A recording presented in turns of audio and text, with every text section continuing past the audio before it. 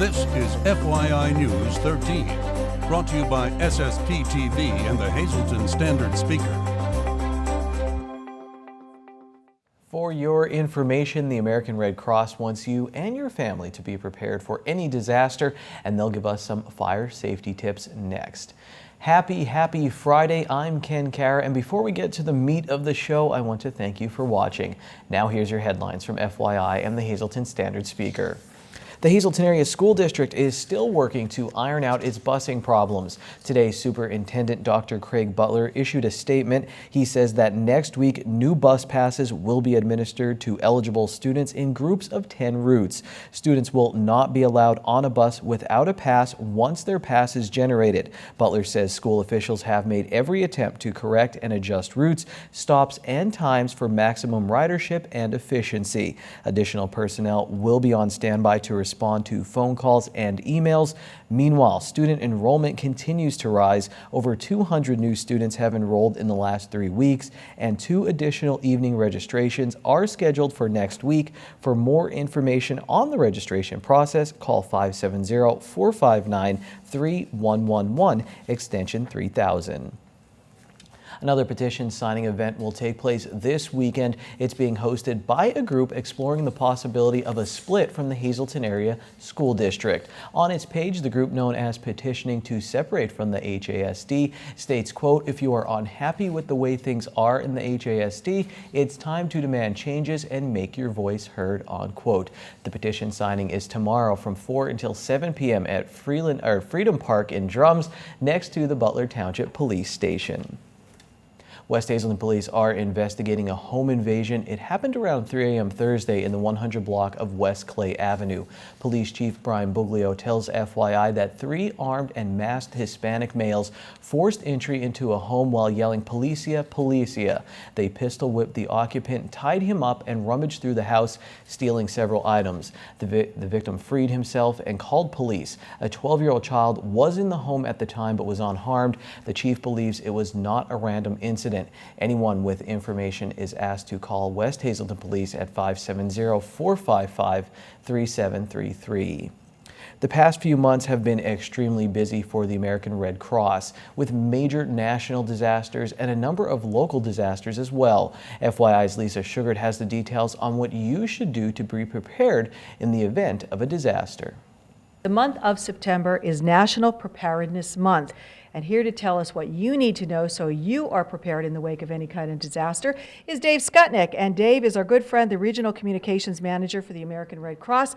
Dave, glad to have you here. I know you're always trying to tell people what they need to do so they can stay safe. So this whole month dedicated to this. Absolutely, Lisa. National Preparedness Month, really about preparing for all kinds of emergencies. But, you know, you tend to think about hurricanes, flooding, tornadoes, that kind of thing, but it's actually the ordinary house fire that's the most common disaster across the country, and especially right here in our area. So what should people do? What should we all know and be ready for in the wake, God forbid, of a fire? First of all, it's important to always have a working smoke alarm in your home. You want at least one on every floor, preferably one in each bedroom. You need to test it monthly, make sure they're working, replace the batteries as needed. That smoke alarm will cut your risk of dying or getting injured in a house fire in half. So it's imperative to have that working smoke alarm. Wow. And I know I always hear you talking about a plan. So we should have, what kind of plan do we need to have? We want you to focus on 2 steps, 2 minutes. The 2 steps are making a fire escape plan with your family and then practicing that plan. You want to have at least 2 ways to get out of every room, and make sure you're practicing that with your entire family. Have that meeting place outside. Make sure the kids know how to get out of their bedroom in the middle of the night when it's totally dark. Make sure everyone can get out in less than 2 minutes, because that's all the time you have. If your house is filled with smoke, you have less than 2 minutes of breathable air to get out of your house before you can become overcome by the smoke. So when you're saying 2 different ways to get out of a room, or what, you're talking about if we have to go through a window or what else? Exactly, yeah.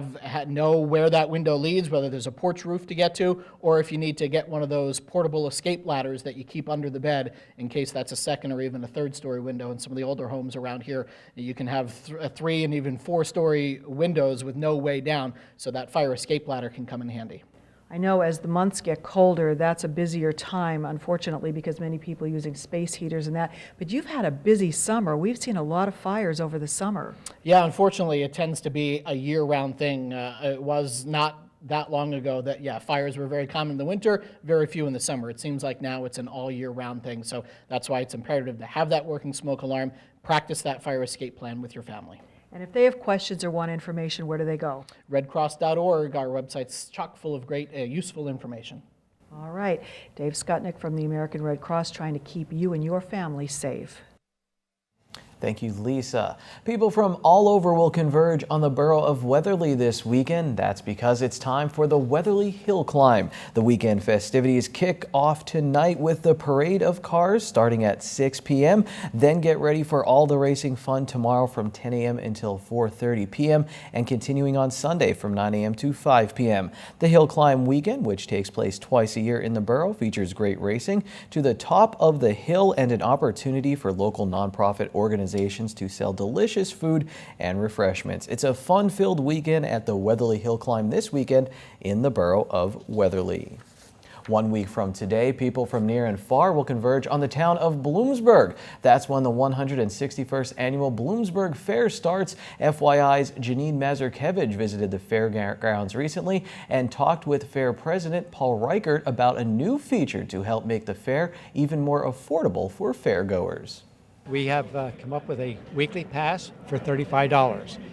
They can come in every day, and if they leave and want to come back, all they have to do is go through the hand stamp area, and they can come back in as many times they want to during that day. But it's a bargain for anybody who wants to buy a weekly pass. Is this the first time you've done something? That's correct. It's the first time. And how did this come about? Well, I think we had a lot of complaints in the area that it was costing too much for coming down every day. So I think this will help the vendors, definitely, especially if they come in 2 or 3 times a day. So it's a benefit to everybody. I want to look back over at the Blooming Onion, but I'll look back at the prompter. The Bloomsburg Fair runs September 23rd through October 1st. For more information, check out their Facebook page or log on to bloomsburgfair.com.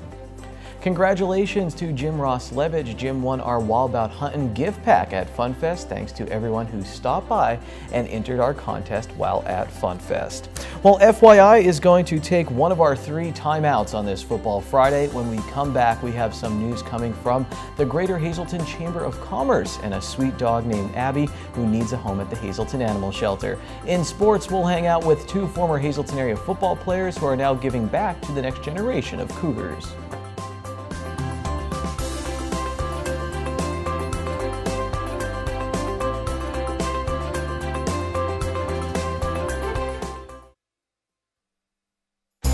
This is FYI News 13, brought to you by SSPTV and the Hazleton Standard Speaker.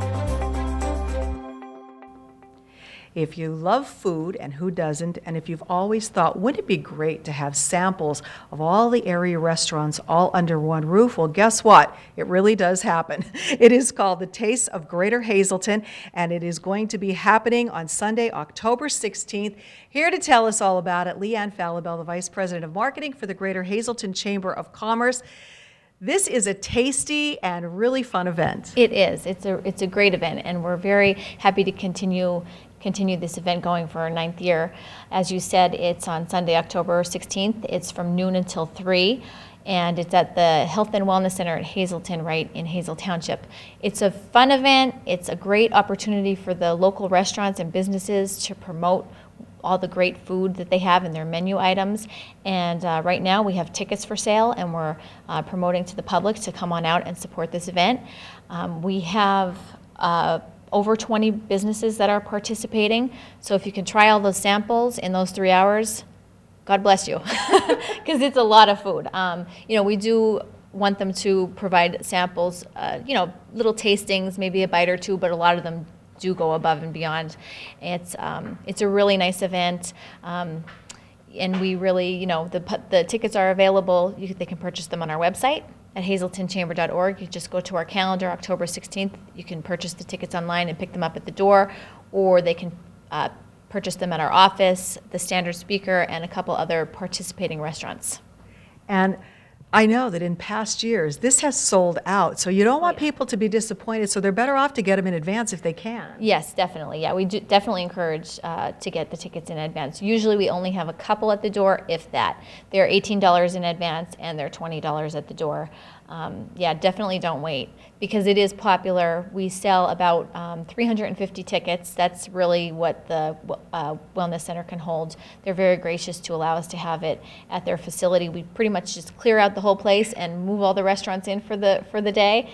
And it's great. It's a fun, tasty event. And, you know, again, an opportunity to promote our chamber member businesses and restaurants. It's free for businesses to, chamber member businesses to participate in the event. We provide them with all of the paper products and everything. They just need to come with their samples.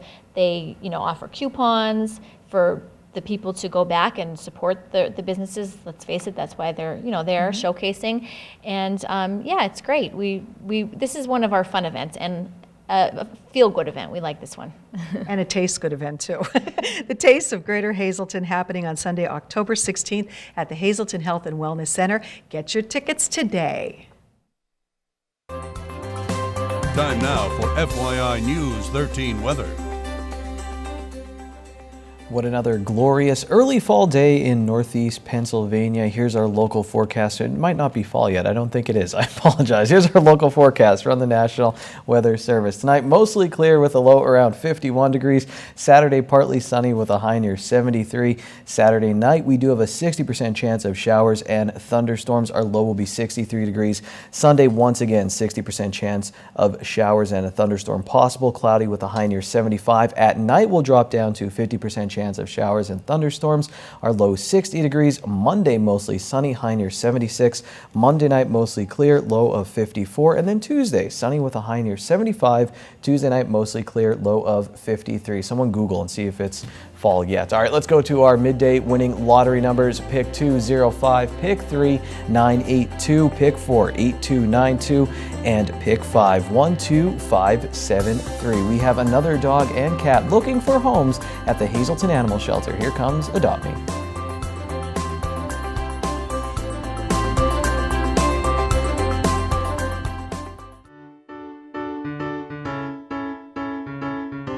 Hello again. Here I have with me Abby. Abby is an approximately 3 to 4 year old lab mix who's been here for about 2 to 3 weeks now. Abby is very docile, quiet, and friendly, and she's extremely affectionate with people. She's also been spayed, tested for heartworm and Lyme disease, and has been vaccinated against rabies and distemper. Now Abby here came up negative for heartworm, but she tested positive for Lyme, and she has received her full dose of doxycycline. Although very friendly and sweet with people, Abby doesn't always get along very well with other animals, so we don't recommend her for anybody who already owns a dog. Despite being very mellow and laid back and more affectionate than playful, Abby here is a larger breed, and we recommend somebody who has a decent amount of space for her, including a fenced-in yard. She would also benefit from long walks. That's it for this week's dog. Let's have a look at our cats. And here I have with me Tecumseh. Tecumseh is an approximately 5 to 6 month old kitten and a new addition to our male colony. He gets along pretty well with the other cats, so we recommend him not only for first-time pet owners, but also anyone who has a cat at home. As you can see, he loves to be held and is very affectionate, in fact more affectionate than he is playful. Tecumseh here is already good on all of his shots, including his rabies and feline distemper. He has also been tested for feline leukemia and FIV and has come up negative for both. That's it for this week's animals. If anybody at home is interested in adopting Abby, Tecumseh here, or any of the other animals we have up for adoption, please come on down to the Hazleton Animal Shelter here at 101 North Poplar Street.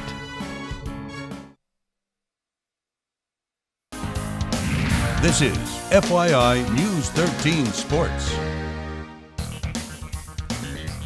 So I'm walking around Fun Fest in downtown Hazleton last weekend when I see two familiar faces. I was used to seeing them serving up pancake blocks and dishing out devastating hits on defense, but on this day they were flipping sausages and dishing out fries to help out the football program they love so much. Here's our Week 4 Football Friday feature featuring the Hazleton Area Quarterback Club. Hazelton area fans, you can't help out the Cougars at Harmon Guy Stadium by throwing a block for Adrian Otero, but you can buy a program or t-shirt from the quarterback club, and every little bit helps. Just ask Matt Starrick, who graduated in 2010 and was part of 3 District 2 Quad A championship teams. It was a huge help. It helped us get our food after the games. They fed us on our way home. They even gave scholarships at the end of the year to help us go to college, and every little bit helps, going to school like that. How important was food before a game? Did you guys eat pretty well?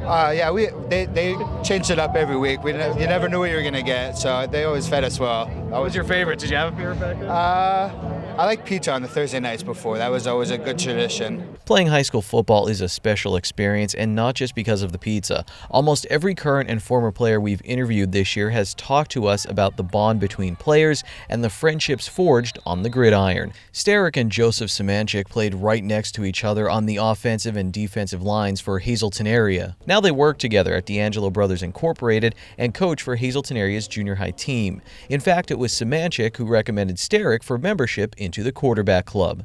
Through middle school, through elementary school, we went together through middle school, and when we started playing football, that really builds a bond. I can't, unless you played football and really experienced it, the teammate, the friendship, it really builds like a family, like you were saying family before. It does really build that bond, and he's family to me. So many football players tell me that. It sounds cliche almost, but it's very true is what you're saying, the whole family aspect. Oh, absolutely. You're putting all the blood, sweat, and tears in, day in, day out. You're spending so many hours with the guys. It's just, whether you like it or not, you have to like them. So during Fun Fest in downtown Hazelton this year, these brothers were helping serve up some of the quarterback club's famous eats. So often you hear the Cougar football team, it's a family. This illustrates it, right? Yeah, correct. Yeah, now we get to help the next generation coming up, and hope they have the same experience that we did and can help in the future. We're going to put up our Week 4 local football schedule, and while you are checking it out, listen to what former Hazelton area high school head football coach Rocco Petrone has to say about current coach Mike Brennan. What impresses me about Coach Brennan is he's so dedicated, and the kids really like him, and that's so important to me. They respect him. They really like him. His personality is contagious. He has a loyal staff behind him. He is just on that breaking point where he is going to turn the whole program around. And I'm going to tell you, I'm going to make a prediction for you right now. That's going to happen this year. He is going to turn it around this year. I know we're 0-3. I know the games have been lopsided. They look that way on the scoreboard. Coaches look at things much differently. He's going to turn it around this year. That's my prediction. And then he's going to get on a roll. We'll have our Coal Scale on Monday. Well, the Rail Riders are 1 win away from the Governor's Cup. As you can see here on the FYI standard speaker scoreboard, they beat Gwinnett 2-1 in the game, or 3-0 in the game. Now they lead the series 2-1. It's a best of 5 series. They can wrap it up tonight. Even when the Cubs lose, they win. They lost to the Brewers on Thursday, but thanks to the Cardinals' loss to the Giants, the Cubs clinched the National League Central Championship. Congratulations to Joe Madden. Marion got a win in girls volleyball. So did North Schuylkill. Blue Mountain and Nativity, they would Blue Mountain and Nativity, they win Tamaqua-Monomoy area from our area. They get the losses. Shenandoah Valley beat Weatherly to move to 2-3 in the Schuylkill League. In golf, Hazelton area and Marion continue their good seasons. And then Northampton blanked Tamaqua in girls tennis. Wyoming Valley West beat the Hazelton area girls and boys soccer teams. And in college women's volleyball, Penn State Hazelton won their 2nd straight match. The Weatherly Hill Climb this Saturday and Sunday. Remember that. Ron Marchetti is on deck and ready to close out this sports week with short shots.